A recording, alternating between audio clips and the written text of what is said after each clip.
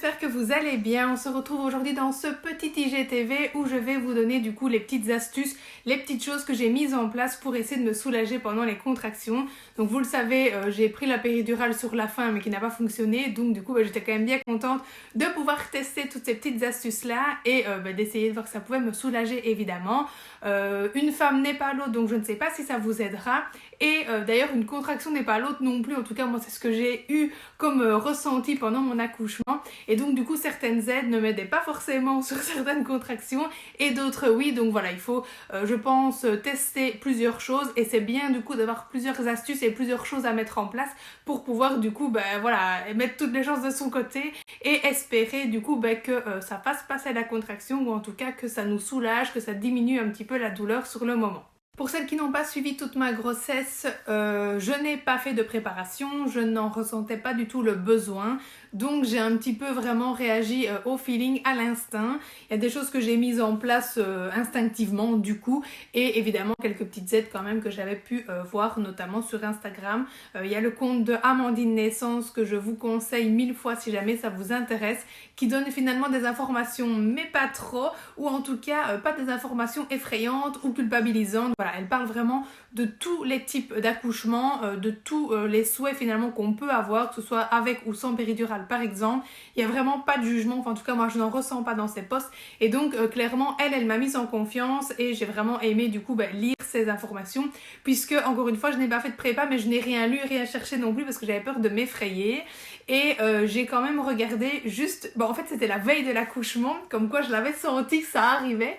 Quelques vidéos sur le compte La Maison des Maternelles, je crois que c'est ça. Ouais, La Maison des Maternelles. Ouais, c'est ça. Justement par rapport à la gestion des contractions, à des points de pression qu'on pouvait faire, etc. Donc bref, voilà, je vais vous raconter un petit peu tout ça, vous expliquer chronologiquement tout ce que j'ai mis en place pendant le travail. Je vous rappelle, il a quand même duré 22 heures, donc j'ai eu le temps de tester des choses, voilà, pour me soulager. Et maintenant, voilà, à vous de prendre ou pas, mais je pense que ça peut être évidemment intéressant. Donc la première chose évidemment que j'ai mise en place, c'était déjà le ballon, sur lequel vous pouvez faire des 8 ou des ronds, ou en tout cas même ne serait-ce que vous asseoir. Ça c'est vraiment à vous de voir, vous allez trouver un petit peu la position qui vous convient. Donc moi c'est comme ça que ça a commencé, j'étais à la maison, je me tenais au barreau de l'escalier et j'étais sur ma boule. J'essayais un petit peu de me tirer comme ça vers l'arrière ou vers l'avant, ça dépendait un peu, de tourner, de me faire un petit peu rebondir, etc. Bref, j'essayais un petit peu ce qui pouvait me soulager sur cette fameuse balle. Alors là évidemment les contractions elles étaient petites, même si elles étaient très régulières et toutes les 5 minutes, c'était quand même assez gérable évidemment au niveau douleur. Bon, je vous rassure, moi j'ai vraiment pu gérer la douleur quand même jusqu'au bout. C'est juste qu'à un moment donné, comme c'est long, comme c'était long pour moi, c'est assez fatigant. Mais ici voilà, ça allait encore, donc le ballon je veux dire suffisait, la contraction passait quand même assez rapidement entre guillemets. Mais voilà, ensuite j'ai quand même vite mis en place les exercices de souffle, donc je n'ai pas fait de préparation, je n'ai pas fait de cours de sophrologie. Si c'est quelque chose qui peut évidemment vous intéresser, je vous conseille de le faire. Moi, encore une fois, je n'en ai pas ressenti le besoin.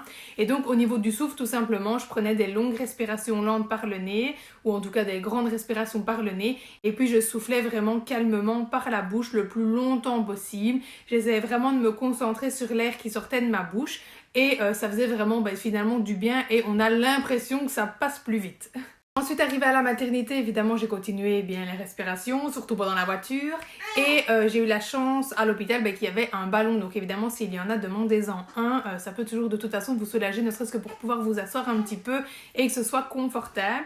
Et donc voilà, j'ai continué de respirer sur mon ballon. Et puis après, les heures passaient quand même. Et donc on m'a proposé un bain de nouveau. Si vous avez un bain à la maternité, je vous conseille 1000 fois de le prendre. Ça fait un bien fou. Que ce soit la chaleur du bain ou bien les bulles, les jets, etc. qu'il peut y avoir dedans. Oui, c'est limite un jacuzzi, mais je vous assure qu'on ne s'y détend pas comme au spa non plus, faut pas exagérer, mais franchement ça fait vraiment du bien. C'est comme je vous avais expliqué, moi j'avais l'impression que les bulles me portaient un peu, ça faisait un peu moins de pression, et donc du coup voilà, je trouvais que, je sais pas, d'être dans l'eau, ça faisait vraiment du bien.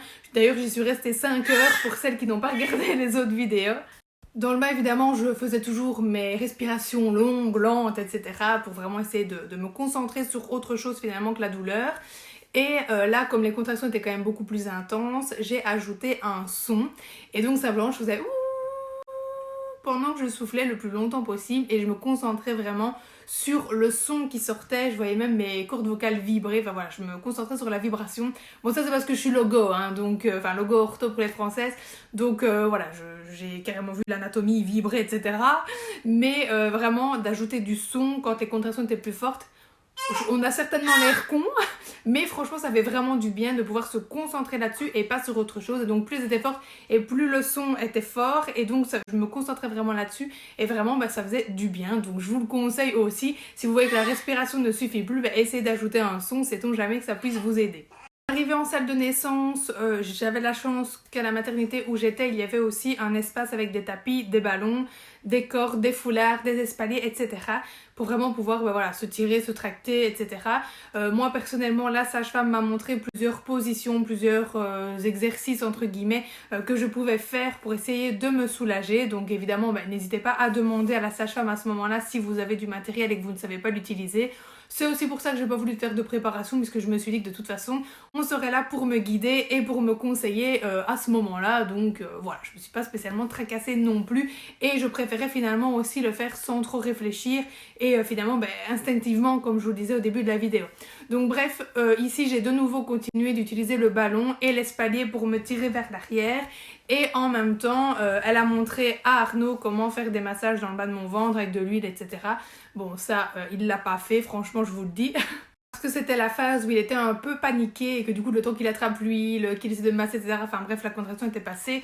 Donc ça, on a laissé tomber. Par contre, il me faisait les points de compression. Ça, il avait déjà commencé à me les faire en chambre. Et puis évidemment, pendant le bain, il savait pas le faire. Mais il avait déjà testé en chambre et c'est vrai que ça faisait un bien fou. Parfois même, ça stoppait net la contraction. Donc vraiment, c'était limite orgasmique, comme je vous l'avais dit dans la vidéo.